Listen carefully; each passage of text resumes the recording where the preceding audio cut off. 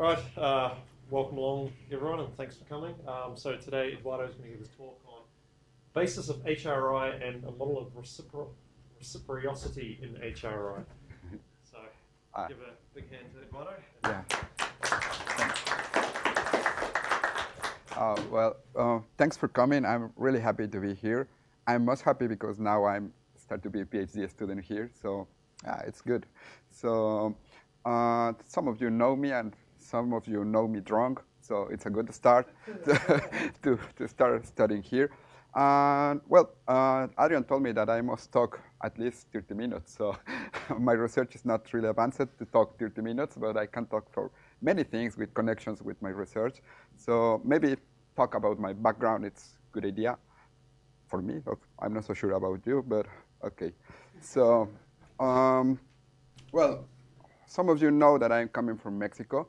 Mexico is an amazing country, and some people think in Mexico in this way. You know, it's Speedy Gonzales and the big hats and the tacos, but not all Mexico is in this way. You know, it's some of parts of Mexicans we are like Speedy Gonzales, but others no. So yeah, I can describe my country, my background as with these two words. You know, Mexico is a country of contrast and intensity. You know. What I mean with these words is, for example, contrast.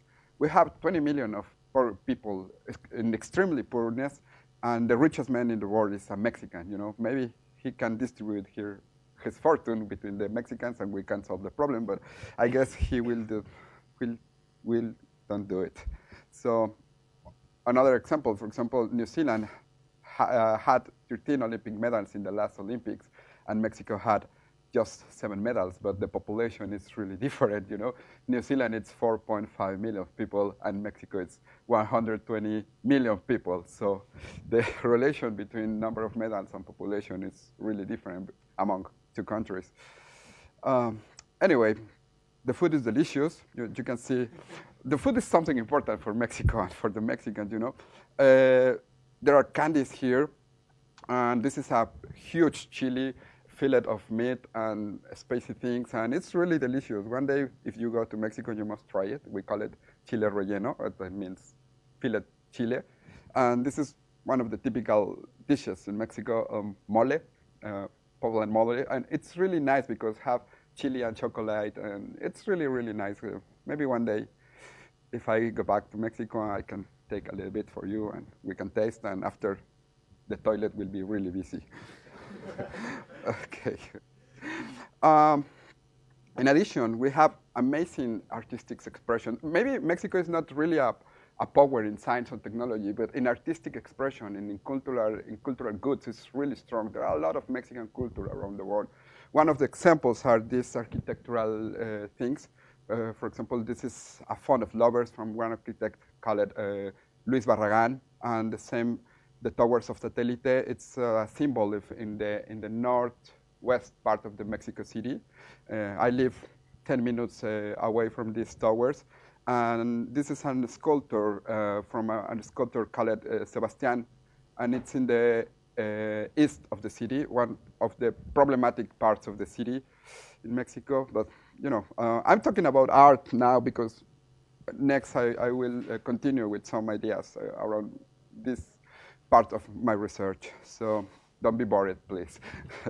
Okay, as well, we have amazing places. You know, this is Tulum. It's a pyramid next to the sea. It was some kind of castle to protect the Mayan cities around the area for some, I don't know exactly what kind of dangers, but it's a really amazing place to visit in Mexico. Yeah, this is one of my favorite places in Mexico. It's called Xilitla. It's some kind of surrealistic architecture inside of the rainforest. It was made for an Englishman called Edward James. He was friend of Dali, and he was friend of another surrealistic guys, and he have enough money to build these kind of things in the middle of the rainforest. And you know, it's amazing. But it's not really easy to reach the place. You must spend 10 hours in bus running around the mountains. It's a little bit dangerous road, but when you arrive to the place, it's really nice if you don't die in the way to the place. So try to not die if you want to visit it. Okay, and some expressions of art. There are one of my favorite Mexican painters, as Rufino Tamayo and Leonora Carrington, Remedios Barros. They are not well known abroad of Mexico, so it's the reason that I presented. Especially this paint. It's one of my favorites because remembers my childhood. I was not a dog when I was a child, but it was part of the.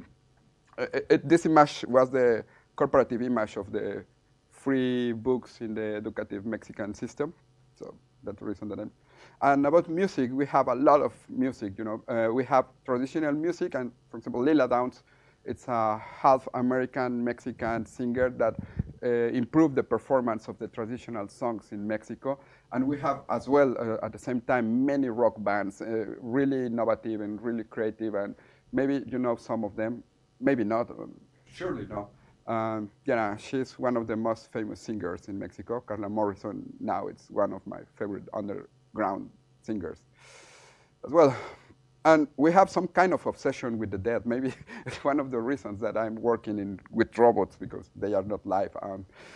It's really, really popular, the image of the dead in the Mexican popular culture. Skulls and bones and this stuff are part of the traditional, of the traditions in the Death's Day. It's the equivalent as the Halloween in Mexico. So, I guess have some relationship with the zombies and with not live things or zombie robots. Mexican images are related. This is one of the traditional altars that we build in the Halloween days, well, in the Death's Day in Mexico. And I can explain it after if you want. And this is pop art for Mexico, as well, one of my favorite artists, Dr. Alderete, and Alebrijes. This is really amazing popular art craft in Mexico. It's some kind of magical art crafts. They combine many parts of different animals in crazy colors and some kind of hallucination made it art crafts. There are a nice story about them. Okay. And this is my city, Mexico City, one of the hugest cities in the world. This is only the south part of Mexico City in the highest building view. So this is a normal day in one of the downtown streets in Mexico City. A lot of people, I guess, all the population of Christchurch is running per day in this street. This is the subway stations in the metro of Mexico City. They transport 4.5 million of passengers per day, I guess. The same population of New Zealand per day, And sometimes people is really creative, change the icons in the lines. A curious fact, Mexico City subway is the only one subway system in the world that use icons to identify the stations. All of the other subway stations around the world use little letters or addresses. And it's really fun, people can do this kind of things with the icons, just like a graffiti or something else. And of course, zombies. There are the most beautiful zombies in Mexico City. So every year we have a parade of zombies in Mexico City. It's really funny and it's really easy to make friends with them, especially when they want to eat your brain. So it's amazing. Okay. This is a movie who will be talk about Mexico. Let me. Oh. No estábamos preparados para decir somos 68 pueblos integrados. You can see the subtitles, not right? Okay, let me. Oh, yeah. The thing is that they sell a lot of things with me, so it's not a good idea. Somos los autores de nuestra propia película.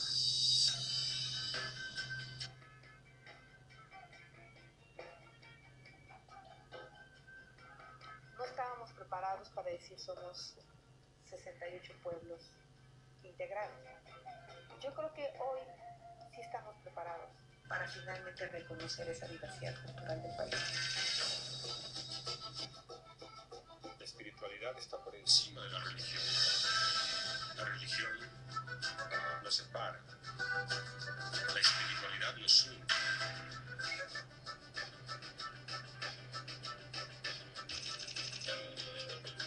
Lo que tiene que salir son los mexicanos distintos, los mexicanos que encuentran una manera totalmente propia de asumir su pertenencia, su sentido de la identidad.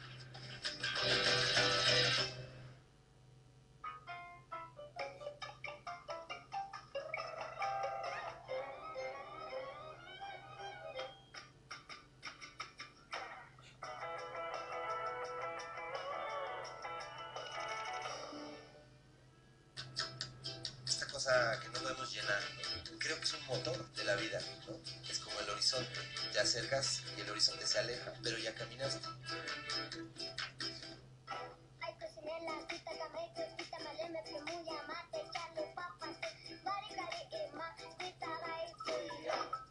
Debemos reconocernos como gente, sin buscar muchas etiquetas ni clasificaciones. Todos tenemos corazón, alma, vida, sueños, sentimientos, esperanzas.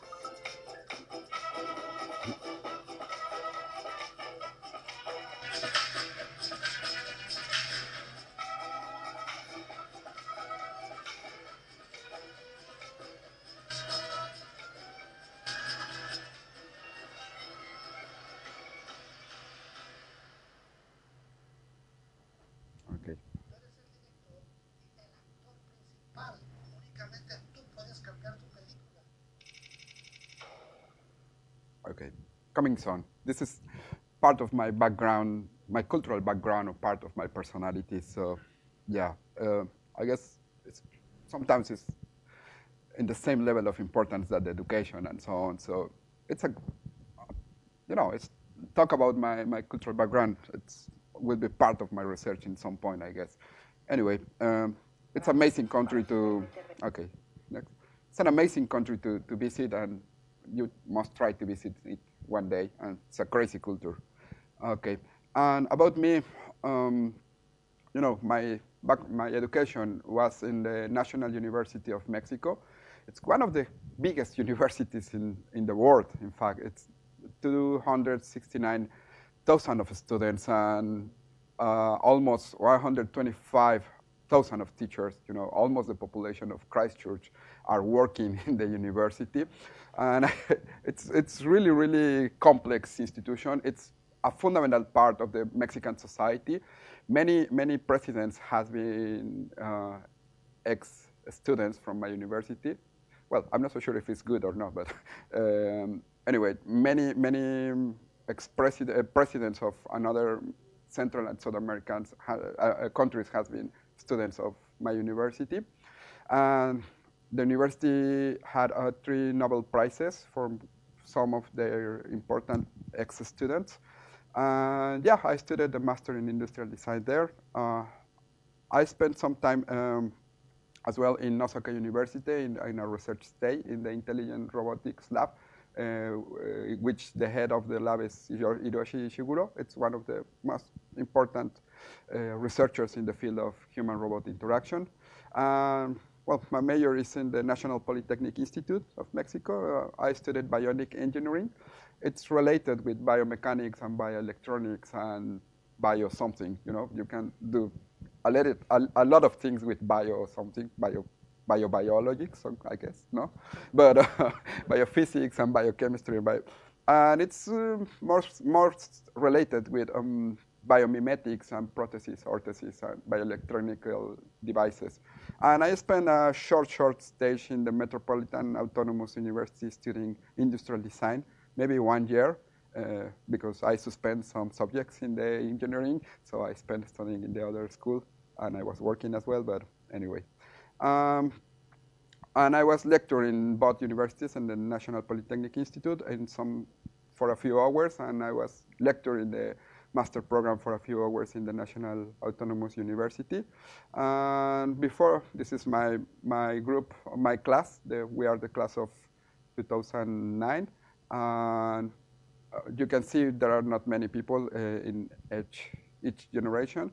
And this is the library of my school, my university. It's one of the most amazing buildings in the world, I guess, or at least in Mexico. it's decorated with little stones making the figures. And I guess Mark knows the university, and I guess he has been there in one day. So it's amazing. Well, about my research interests, I guess we are surrounded by a culture with a lot of fiction robots. In the movies, in the cartoons, in the any kind of media have some kind of robots present in the stories, and they are sometimes main characters of the Wall-E movie. If you can find Wall-E, means that you have a really high IQ. So I guess everybody here found it. So well, Wall-E's here, so it's not a big deal. So, but now we can see robots, toy robots, and some real robots now. And I had opportunity to know real robots. In this stage of art of the human-robot interaction field, there are real robots that you can work with them. And many universities and research centers are designing new robots and designing experiments and try to define the relationships between the robots. So before coming here, I was working in a company called Robotica GRI. And we distribute, by first time in Mexico, the now robots for the universities. And, it was a funny job, I guess, because I know a lot of people. And, people enjoy working with robots, especially students that were really enthusiastic to work with them and research with them. Well, summarizing, with this background, I guess these words can solve many issues in the world. I guess in research, these fields working together can generate many successful products or research products: science, technology, engineering, arts, maths. It's something that John Maeda proposed in this year in some paper in the Wired magazine. Yeah, I guess when you have all this knowledge around about the world, you can solve many problems. Okay. About my previous research, the name of my master thesis was Human-Robot Interaction in Educative Applications. And I tried to see some problems describing the situation. First was the acceptance and stereotype of anthropomorphism in robots. We used this robot in our research. It was a homemade robot for one of my friends and one of his friends. And we used it in a huge group of small child students since 5 years old until 12 years old. And we tried to describe how, if they will accept the robots in their daily life, and if they have some knowledge about robots in their daily life from the movies and from the cartoons and so on. And yeah, and after we asked them, define some kind of drawing about robots, and most of them drawing something like that, anthropomorphic robots, robots with head, arms, legs, and some kind of human likeness.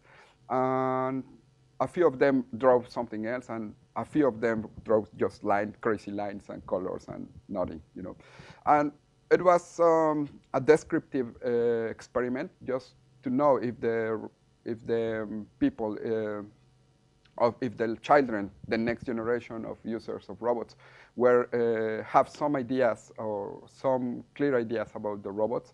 And yeah, they have some ideas about the robots, but really general, in the level that they are child and they don't have specific knowledge about robots.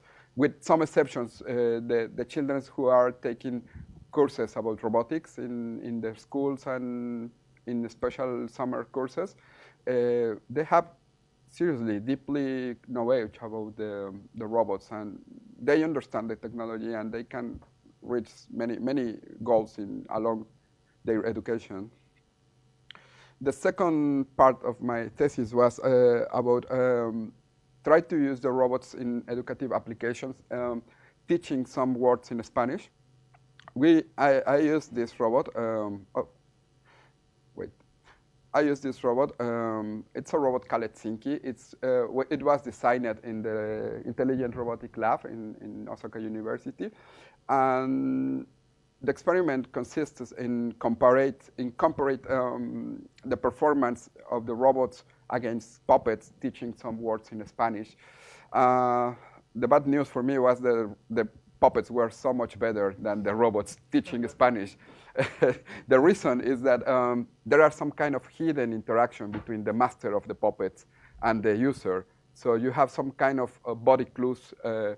Although that you are hidden behind the wall, the puppets give some unconscious signals to encourage to learn some Spanish words to the users, and the robots give not this kind of clues. So it was really disappointing for me because I spent many months preparing the experiment and the results were not really positive. So anyway, I enjoyed with the robots and I enjoyed with the puppets as well. So I'm not so sure if they enjoy with me, but okay.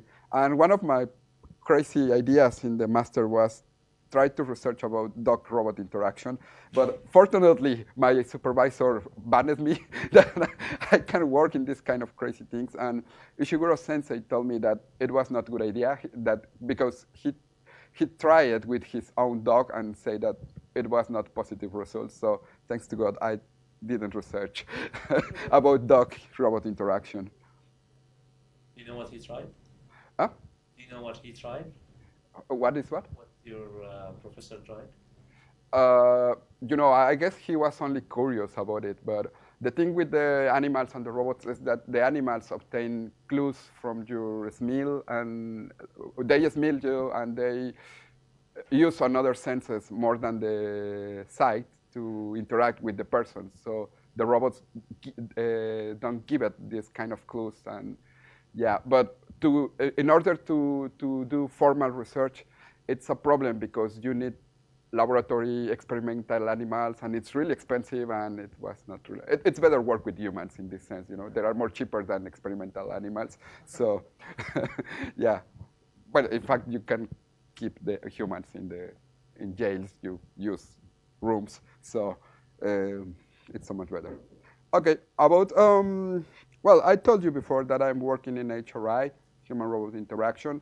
So there are many concepts around this area, but we can start talking about the science of artificial. It's an idea proposed by Herbert Simon, one researcher in MIT, that he says that if the nature have their own science to research about the nature as biology, chemistry, physics, the human creations must have science to research, science to try to understand the human creations.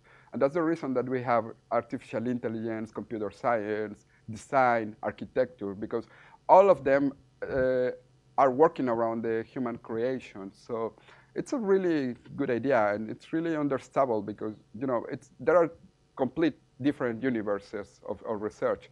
So based on this idea, many people start to take in, especially in the 80s, the fields start to cluster in groups, interdisciplinary groups, and they start to work in this kind of way. Bill Moggridge was an industrial designer, the guy who invented the first laptop, who designed the first laptop, and he was the first interactive designer. So he said that the fields to research will be organized in this way, between digital design until physical design, and human and subjective until technical and objective. And I guess human-robot interaction is in this part of the plane. It's really, really close to HCI, and it's really close to interaction design. It's true, there are many subjective and many objective things around this kind of research. And the approaches in HRI, there are a lot of disciplines working on that, since arts until neuroscience or cognitive sciences. Many people is working with robots and connections with biological things. And many people is working in the psychology and sociology and anthropology of the relationships between human and robots. So it's a really rich field to work. And I guess in the few years we're gonna have spectacular results in this field. And yeah, this is an image that Christoph proposed. You know, we are changing the interface now. We were working with computers, and now we're going to start to change the interfaces. One of the commercial proposals to design social robots, it's change the interfaces. Maybe we have now touch screens and mouses and keyboards, and I guess in the close future, we're going to have more complex interfaces in the order that will be technologically more complex, but more easy to learn and understand by the users. One of them is the robots. You know, and the evolution of the robots is really, really interesting. In this stage, we can talk about the design of social robots in order that they have some kind of cognitive, behavioral, and perceptual issues working. It's a really different kind of robots.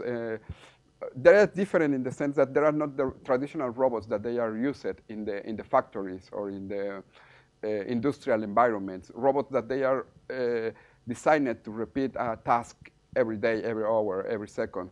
Now the social robots are different. You can see one of the best examples here is now the robots that we have here in the lab. Many people is working on that. After this background that I told you before, human-robot interaction could be defined as a field of study dedicated to understanding, designing, and evaluating robotic systems for use by or with humans. It's a definition proposed a few years ago by Goldrich and Stutz.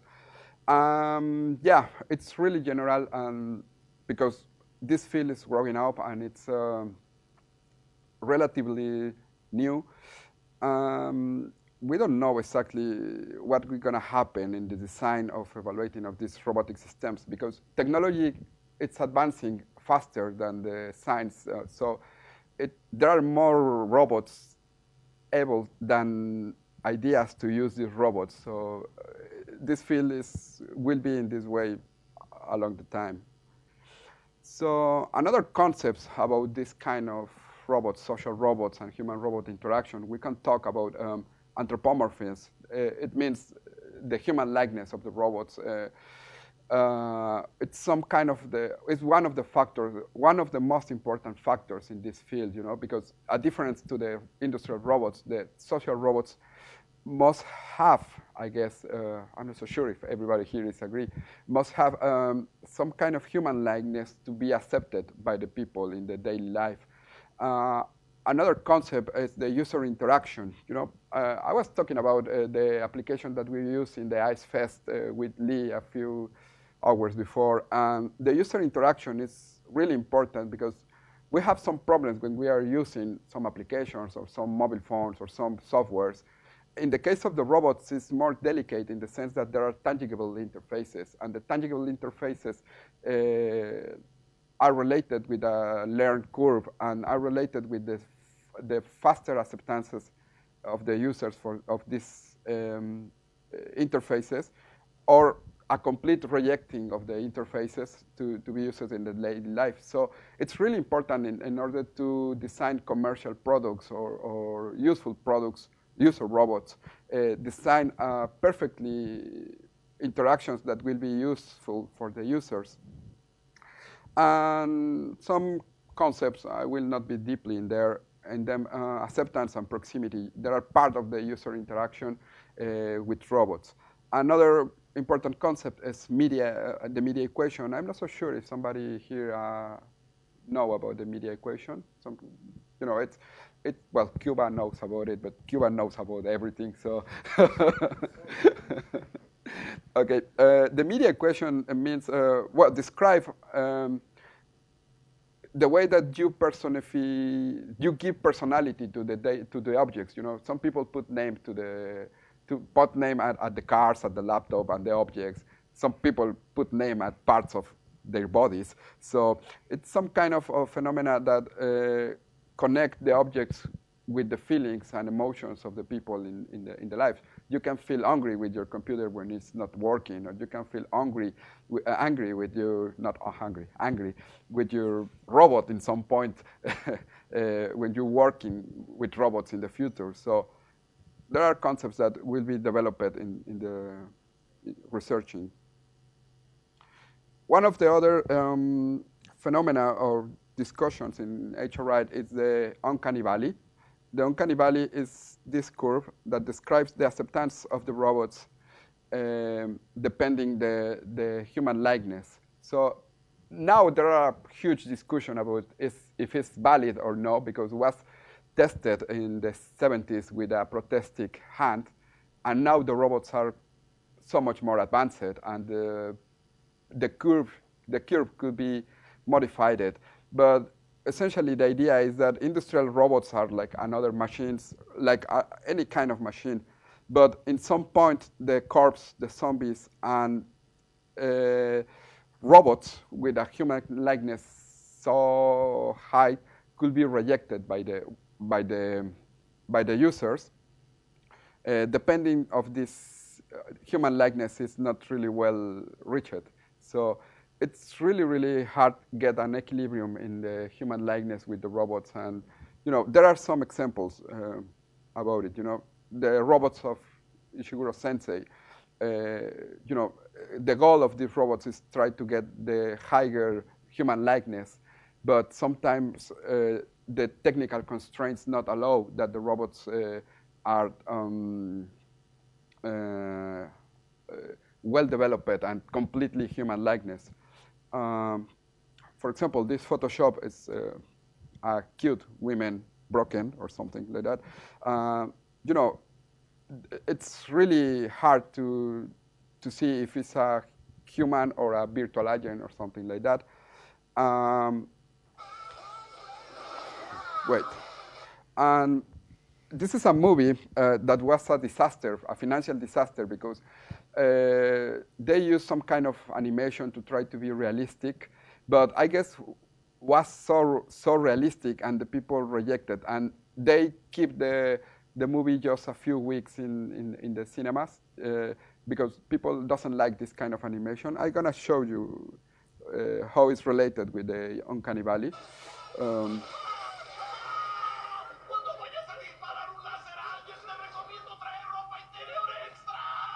Okay.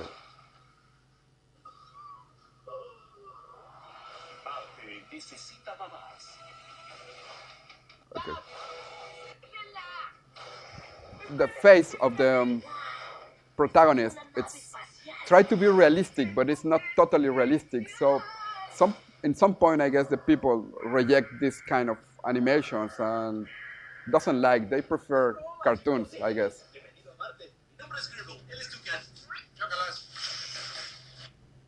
So, this is there are some examples about the uncanny valley and applications around the anthropomorphism. Okay, and finally, I'm coming here to New Zealand, to University of Canterbury in the HIT Lab, New Zealand, sponsored by NEC and NC3 to develop a model of reciprocity in human-robot interaction. I will try to do something to model some kind of interaction between robots and humans.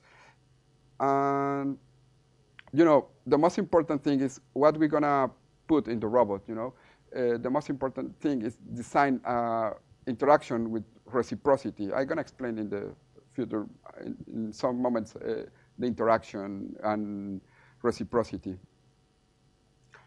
I will use this robot. It's a cute robot with good technical features. He has some motors to speech recognition. He had a good voice, and he can do facial recognition using artificial vision. And it's a really nice robot. The problem is that it's only working in Japanese.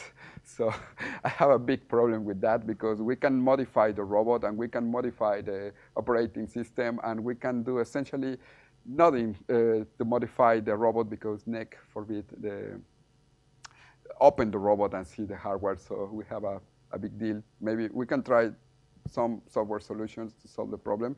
But anyway, we're going to work with that, and will be fun, I guess.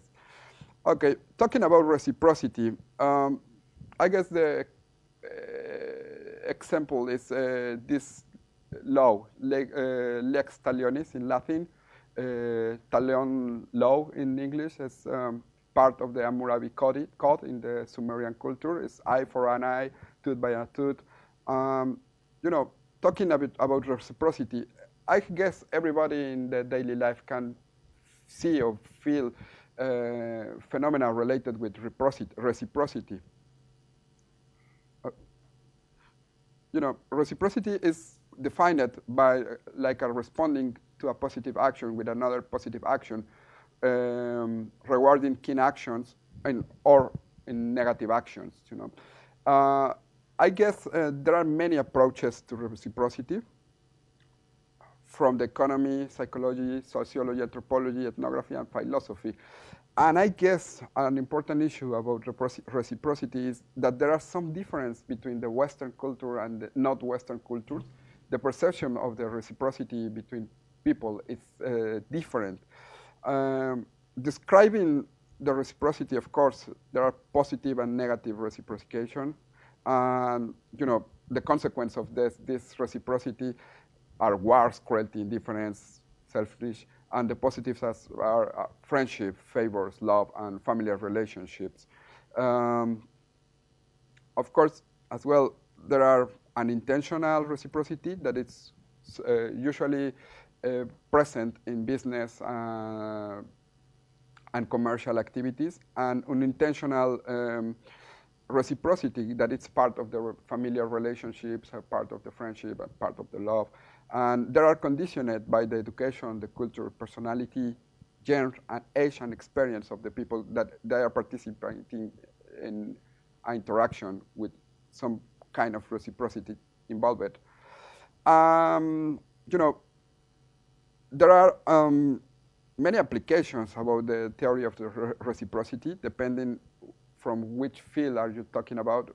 In the economy, for example, marketing campaigns are based totally in reciprocity. In some point, they give you some demos, or some companies give you some demos or some samples of the products, and you start to get some kind of loyalty to the products. And, you know, this kind of actions and interactions are present in the reciprocity. So my goal here, I guess, because this is the point, it's called research because you don't know what you're gonna find in the future. I guess I will try to first imitate the human-human reciprocity in some kind of interactions, describe it, and try to design some reciprocity between robots and humans. I guess I'm talking about design because, of course, robots are not like humans. So they have many constraints in the interaction with humans. I guess it's not only imitate the usual interactions between humans and humans, because are really complex phenomena. So in the case of robots and humans, we must consider the technical constraints of the robots and the technical features of the robots. And we can try apply some kind of qualitative and subjective concepts inside of the interaction to get successful reciprocal interactions between human and robots. And I guess in the future it could be possible to get some kind of applications, commercial applications in this field. So this is, I was thinking in the new campaign of University of Canterbury about what if we accept robots as our equals.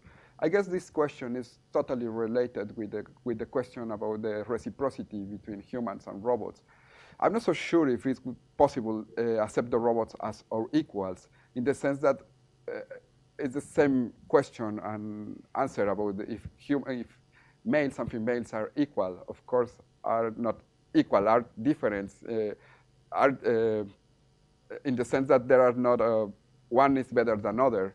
They are different with different features and with different characteristics and different personalities and I guess it's the same with the robots. And I'm not so sure if the reciprocity will be in the same sense that the humans.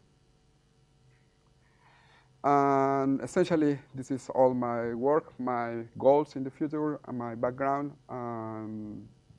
Just thank you. I speak 45 minutes, so. So does anyone have any questions? Please.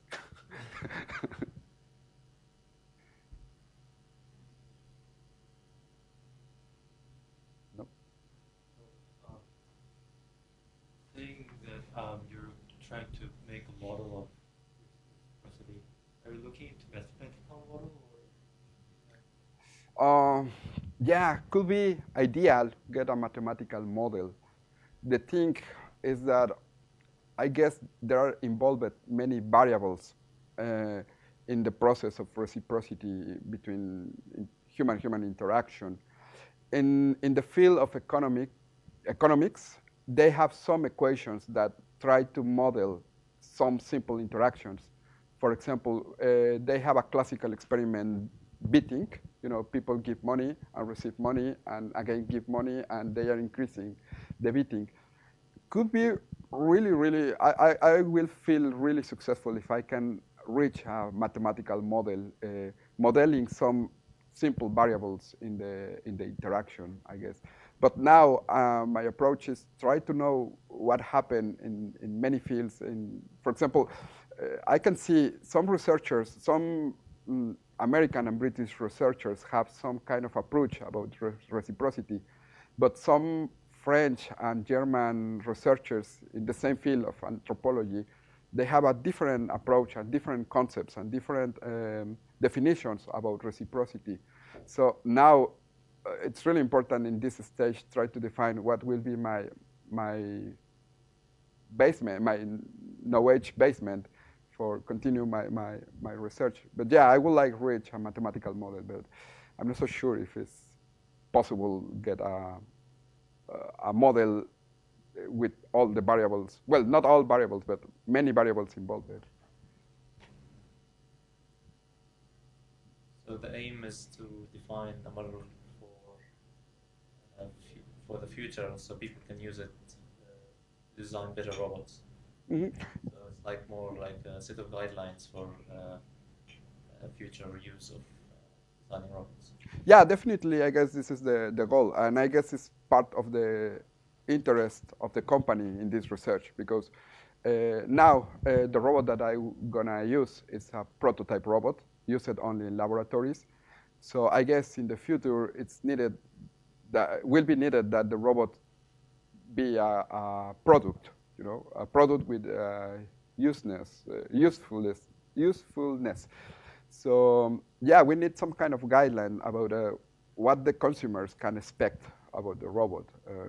For example, in the case of now, the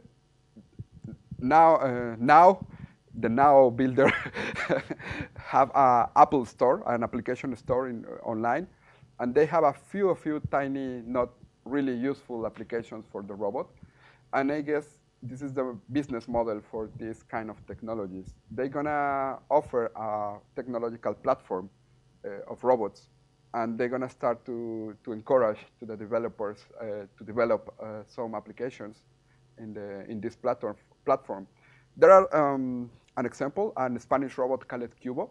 He's a cheap robot. It's in the same shape of the Papero robot, but he had a good characteristic is that he can, for example, one of the things that they show in the demos is the robot can capture some images, and he can upload it to the cloud, and other robots can share the images and the database of any robot in the world.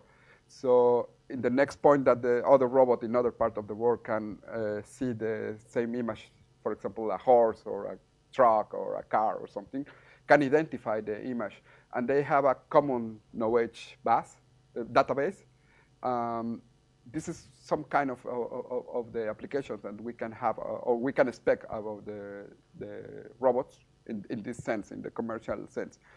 And reciprocity is related with this in the sense that people could be conscious about what can they expect from the robots, from the applications that will be developed in the robots.